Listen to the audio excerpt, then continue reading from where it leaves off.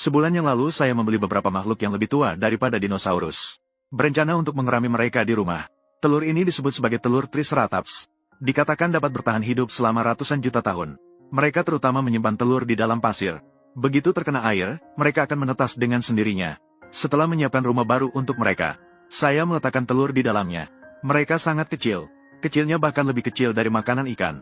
Saya menggunakan lampu yang saya cari khusus untuk menerangi mereka.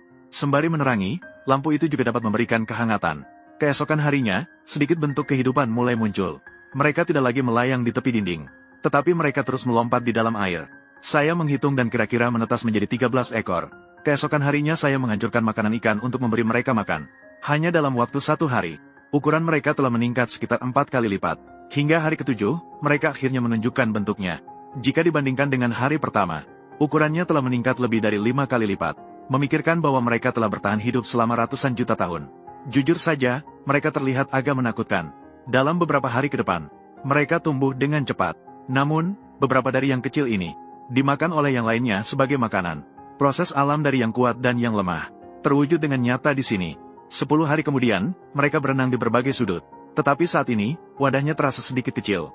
Tidak bisa membiarkan mereka melenturkan tubuh mereka dengan bebas.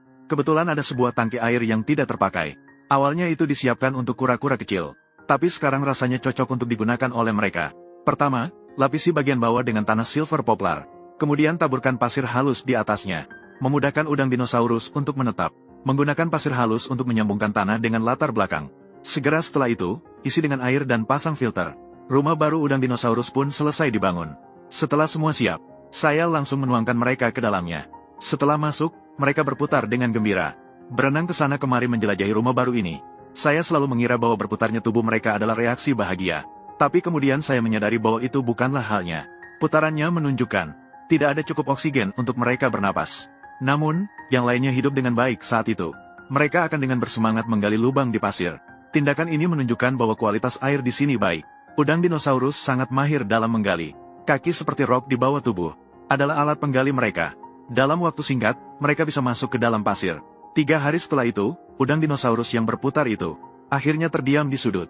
Meskipun antena mereka masih bergerak, namun, tidak ada tanda kehidupan yang terlihat.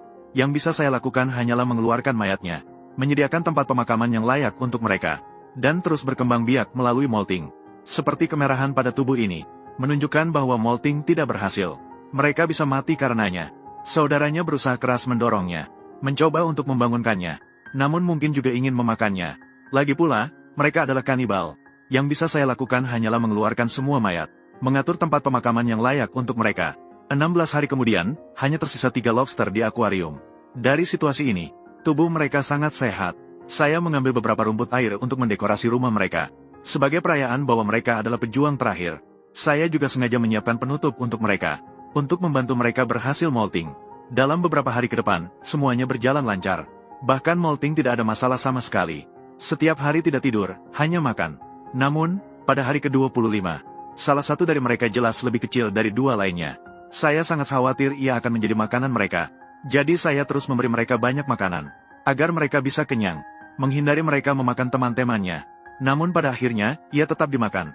Adapun pelakunya, setelah kenyang, ia pergi begitu saja seolah tidak terjadi apa-apa. Mereka sama sekali tidak terpengaruh.